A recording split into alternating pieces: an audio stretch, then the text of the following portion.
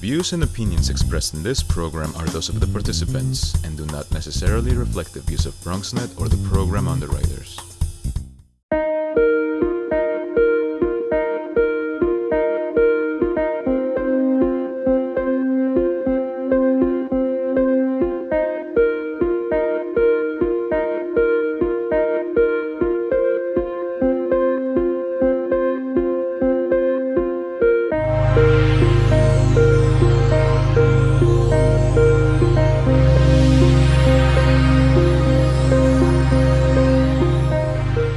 Welcome to Higher TV. I'm Evie.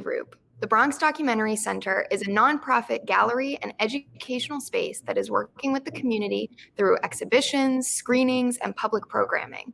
The work the center features revolves around justice, education, community building, and positive social change. Joining me is Den Quinsay, BDC Managing Director. Thank you so much for being here, Den. Thanks for having me. So jumping right into it, can you tell us a bit more about your educational programming, the Bronx Junior Photo League? Sure. So the Bronx Junior Photo League is the after-school documentary photography. We serve the middle school and high school students. We serve about 100 kids per year. We have a year-long program as well as a summer program. So we use photography, writing, and research to explore social justice issues. We've had classes like the bookmaking class as well as a community newspaper. So each of the students also pursue their own projects throughout the year that they then get to present at the end of the year and exhibit in our galleries. We also provide for the students one-on-one college counseling, especially to our high school students. Wow, that is so amazing. Why is it so important to bring documentary filmmaking to the Bronx, and what kind of impact does that have on the community as a whole? So the BDC films for us, we work with underrepresented documentary filmmakers. This is a year-long free program. They're provided their own gear, camera equipment that they need to do their projects. So the program was really created in response to the lack of support for underrepresented documentary filmmakers in the Bronx. The fellows receive trainings and workshops as well as mentorships. They go to documentary screenings as well as screen their final projects for the community.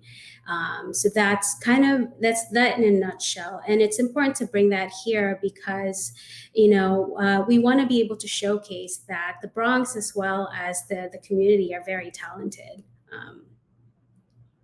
Right. And you just mentioned the BDC Films Fellowship Program. How is that reshaping the landscape of documentary filmmaking? Yeah, so as I mentioned earlier, the program was created in response to the lack of support for underrepresented documentary filmmakers in the Bronx. This year, we had our first all-female cohort for the program. It wasn't planned that way, but through the application process, they really stood out. And so sometimes what they really need is what younger or up and coming filmmakers need is that opportunity to participate in programs like these and provide them that platform. Yeah, and in the media industry, I think that having every voice kind of at the table is so important to create representative filmmaking. The Bronx Senior Photo League engages with older adults in the Bronx. What kind of effect does this engagement with art have on the community? Yeah, a lot, actually. As you know, seniors are underrepresented in art spaces as a whole. Through the pandemic, we actually did not pull the plug on our senior class. We, as many organizations did, we went from in-person to virtual and continue to support and hold our classes online. So we work with a couple of senior centers right now, and we are looking into bringing some of our classes on site in the coming fall. But participating seniors in this program, especially in the last year and the years prior, have really found community with each other. And through the these photo classes, they were able to observe and explore their daily lives creatively in a way that is different from their day-to-day, right? So again, it's an avenue for them to create not only community with each other, but also respite from just the amount of news that COVID had in the beginning of the pandemic, where they were really that vulnerable group. So this program started in 2017, and we're very proud to continue it. Wow, thank you for that. Yeah. The 10-year anniversary of BDC is coming up with the 7th annual BDC photo auction benefit in October. Where does the BDC hope to be in the next 10 years? What are its future goals? Sure. We hope to continue our work in providing free exhibition and public programs to the community. We hope to deepen our work with our educational programs. We'd like to maintain the intimacy of our education programs in terms of the numbers. We also moved into our second location not too long ago and have been doing a lot of renovations. And so we're looking to have a full functioning space in the next few years. You might hear some background cutting wood behind me, actually. And our community outreach shifted during the pandemic as well. We provided housing assistance workshops, free community Wi-Fi to the extent that we can. We set up grocery assistance for the community. We help people sign up for COVID vaccine. And right now we're looking to see if we can assist the community in signing up for the child tax credit. So we hope to do more of these types of community outreach in the future, even though we focus a lot of our exhibitions and public programs on documentary work. We are doing a little bit of outside of that realm in terms of our outreach within the community.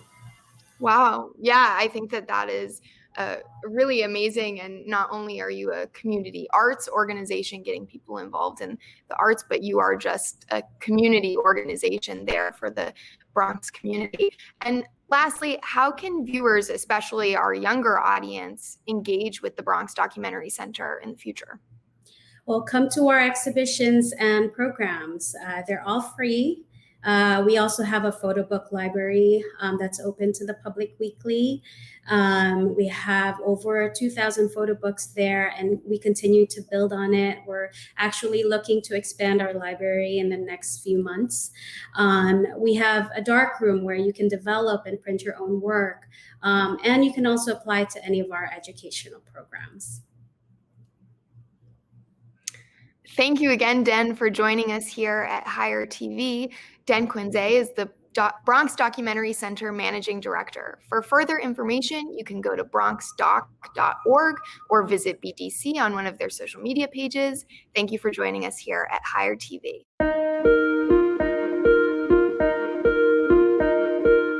Hey everyone, I am Elliot Adams and welcome to Hire TV.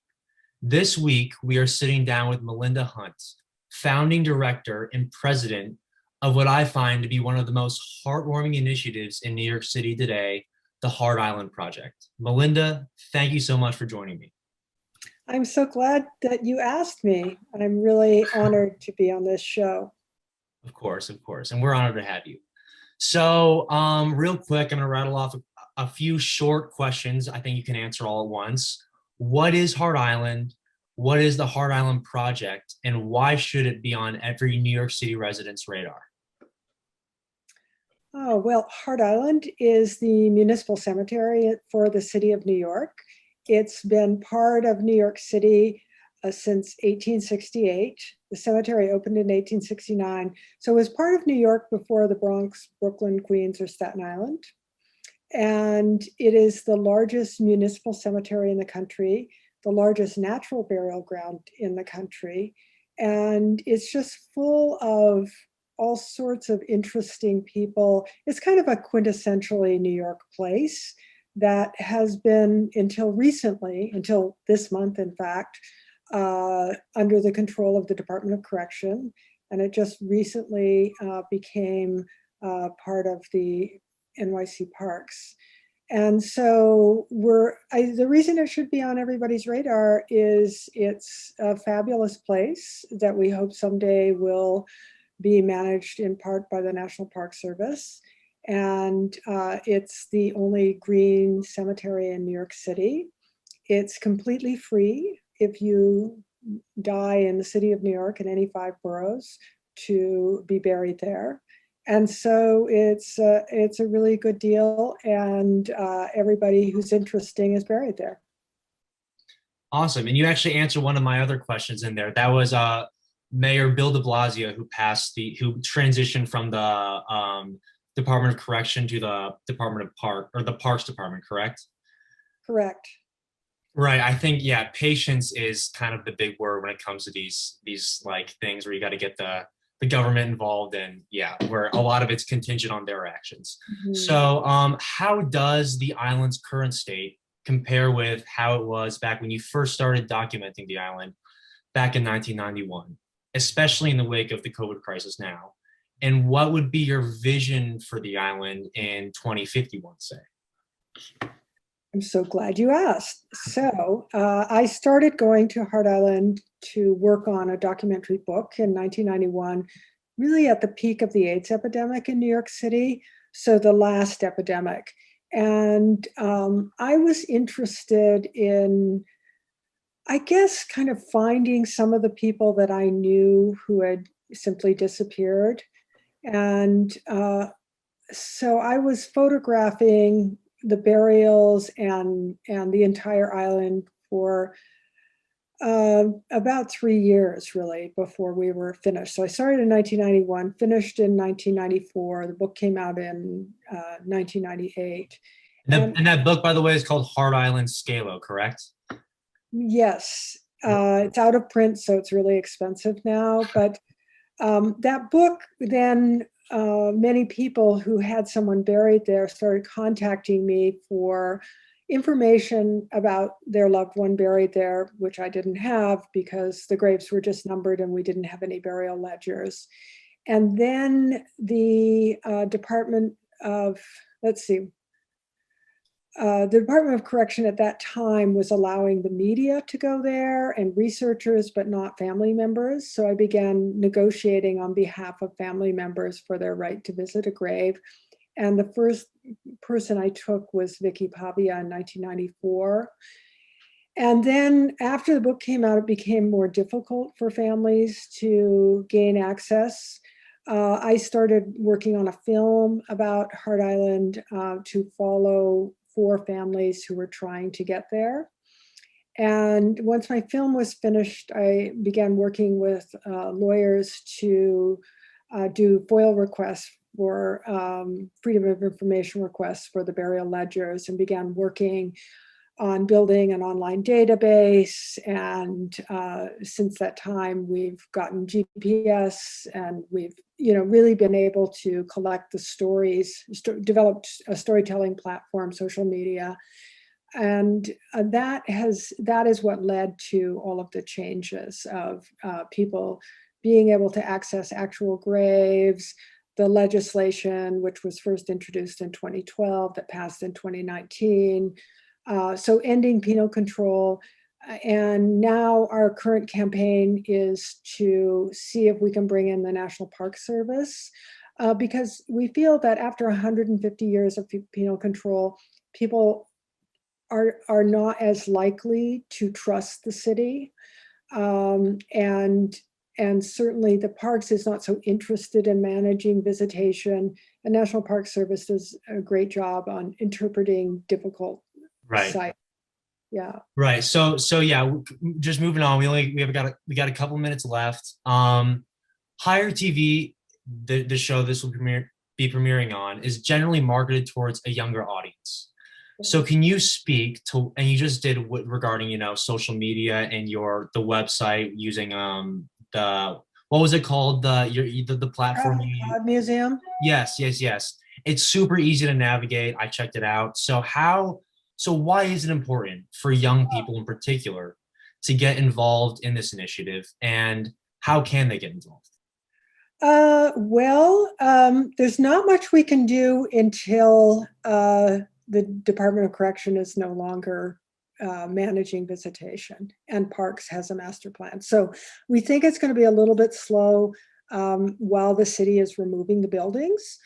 But in the meantime, what we're doing is we're looking into augmented reality, to developing mobile apps, so that as you walk around Hart Island within 100 feet of a grave, you can pick a profile and it'll pop up in virtual space.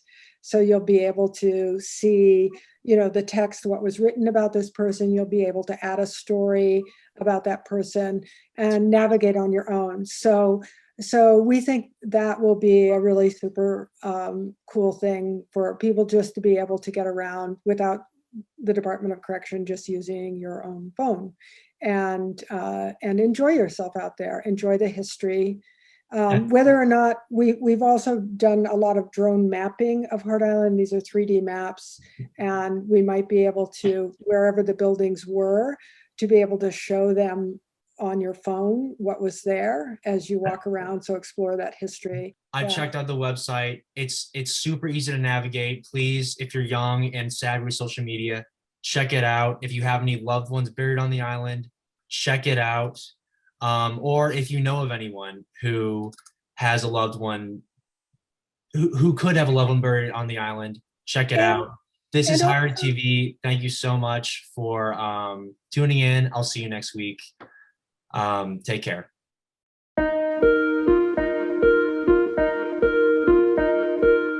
Welcome to Hire TV, and I am Mahalia Jackson.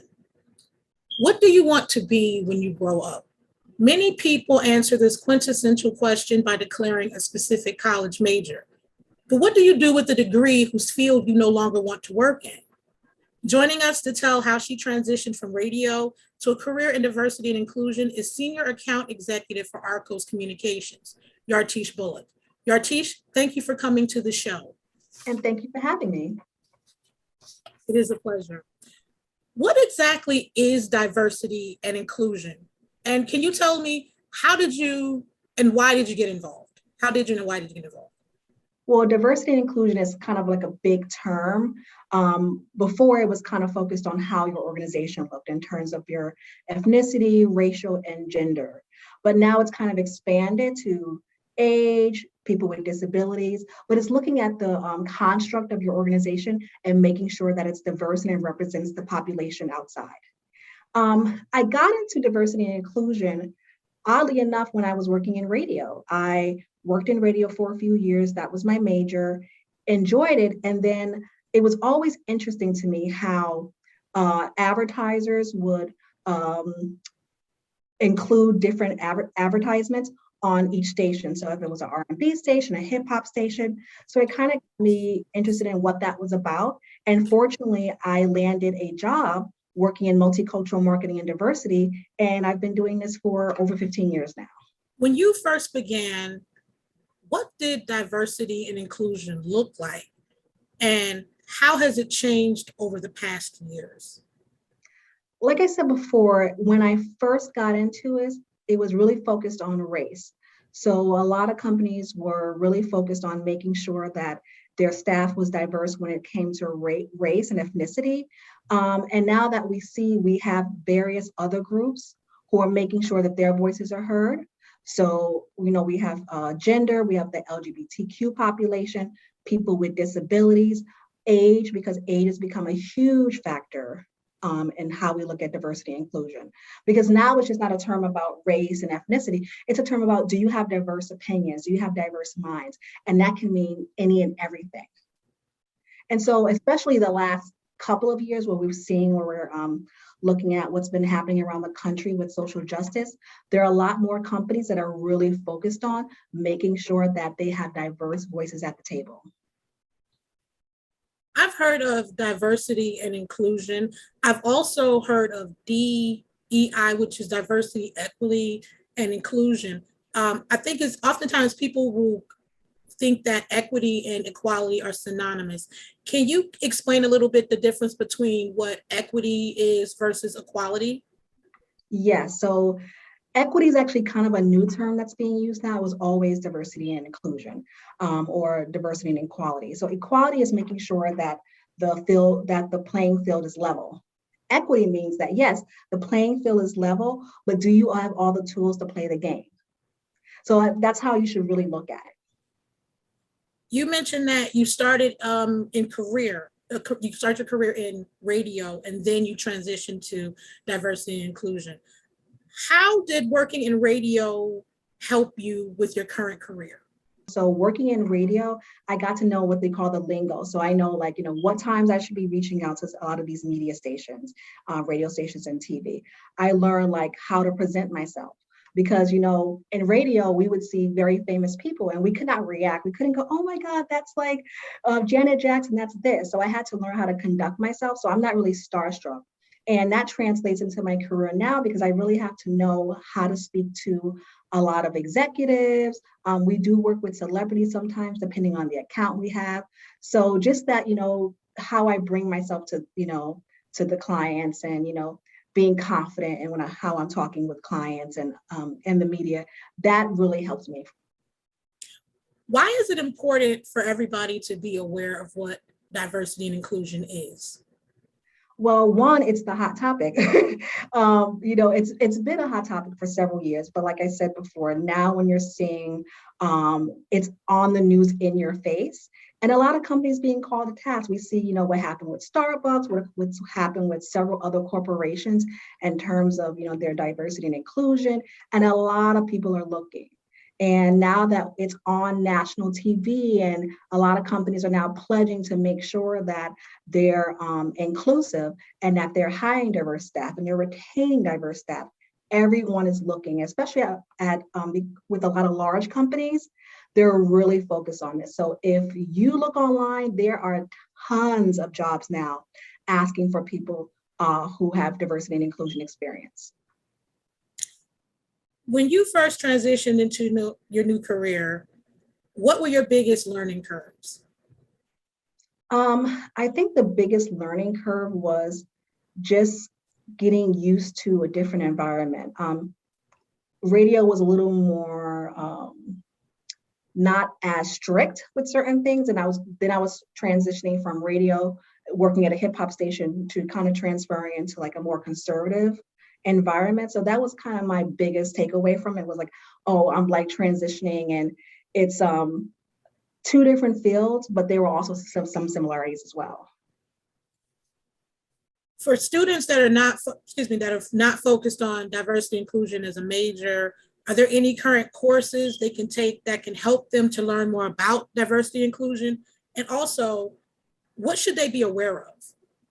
There are tons of courses, and because of the pandemic, a lot of organizations are offering free or very low cost. So all you have to do is search. There are a number of companies that have popped up over the last year or two that are touting their diversity and inclusion specialty. So they're offering certificates, they're offering courses. So the thing is to look out there. And a lot of companies now are actually paying for you to get these certifications, even if what your job entails has nothing to do with diversity and inclusion. They're paying their employees to take these courses. Yartish, where can people find more information? Do you have an email address you'd like to share with us? Yes, they can email me at my first name, Yartish, YARTISH.bullock@gmail.com. Thank you, Yartish. Thank you. No matter what your major profession or career choice is, make sure that it is one of both passion and purpose. Thank you for coming on, Yartish. Thank you. Thank you, Yartish, for coming to the show. That's it for this segment of Hire TV. I am your host, Mahalia Jackson.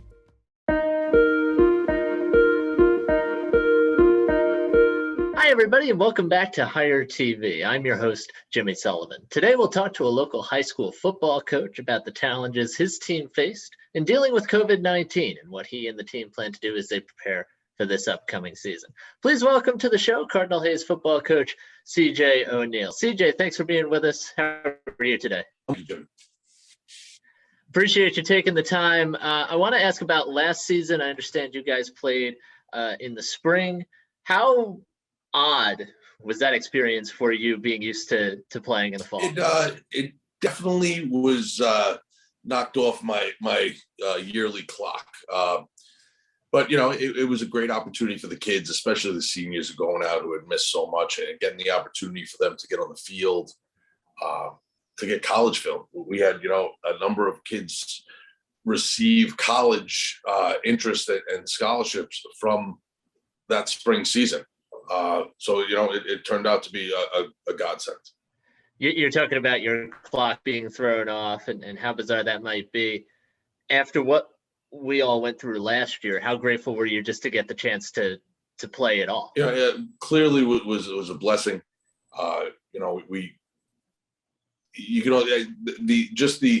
The doldrums of sitting in your house on Zoom meetings and finally getting out on a field and this, having done this for a majority of my life, it just felt great to be back on the field with the kids and getting the opportunity for them to run around and compete. It just was a tremendous feeling. But when you told the kids, I don't know how exactly it went down, but when the kids found out, hey, we're going to play in the spring, even if it's a shortened season, even if it's bizarre, what was their reaction? How happy were they? We were bouncing around the whole time too, because the city, our league is spread out, around the New York City region, including Long Island and Westchester. So we weren't on the same timetable as the Long Island and Westchester schools. So when we originally, thought we had the green light, then we got a yellow light, it kind of threw us off a little. But the kids rallied back, and when we got the opportunity to play within the city limits, they took full advantage of it. A lot of protocols, a lot of extra work went into making it a safe environment. But we did the best we could. We got through it without any illnesses. So it turned out good. And coaches, you look ahead to this season now. Bit of a quick turnaround after the spring. As you look forward to this fall and playing this fall in hopefully a more normal fashion, what challenges do you anticipate having in this 2020? We got to be vigilant about our protocols. We have to keep everything clean. We got to keep everyone socially distanced when that is, an available situation. We got to make sure that we get, kids in as safe a situation as possible to be participating. That is the most important thing we do. And, we're going to make sure that is the number one thing that, is in the forefront of everything we do. Let me ask you this, Coach. How excited are the kids for this season? Again, as you said, being vigilant about the protocols, but also hopefully heading towards a little bit more normalcy. Football on this level is a huge commitment. And you obviously have a love for the sport and for the competition if you are involved in it this far. So the kids are overly excited to get back on the field. They can't wait. We're opening up September 4th at Rutgers against the Paul Catholic over in Jersey. And there's a lot of, excitement about that. There's a big opportunity for kids to compete against the best teams in the Northeast. And, we're excited. That's really the best way to put it. Getting back, and the Delta variant really kind of is slowing everything down, but you felt that excitement to get everything back to normal. And we just want to get back there. We want to get back the kids on the field, the kids learning the lessons that you learn from football, to compete, how to be a teammate, and all the different things that you pick up through this great sport. And we're just looking forward to it. And then finally, Coach, before we let you go, maybe let some of our viewers know who might not be as familiar with the program. Where can people go to find out more about what your team's up to, how your team's doing, so on and so forth? You can come to our website, www.cardinalhays.org, and we're all updated on there. Max Preps has got a great platform to get stuff out also. Just Google Cardinal Hayes football. And we'll see how we do winning football games, young men developing character, and getting them off to college is the best fit them. That's our those are our goals. Absolutely. CJ O'Neill, head coach of Cardinal Hayes football. CJ, thank you so much for the time. We really appreciate it. You're welcome. Thank you. Appreciate the time, CJ. That'll wrap it up for this edition of Hire TV. I'm Jimmy Sullivan. Thank you for watching, and we'll see you next time.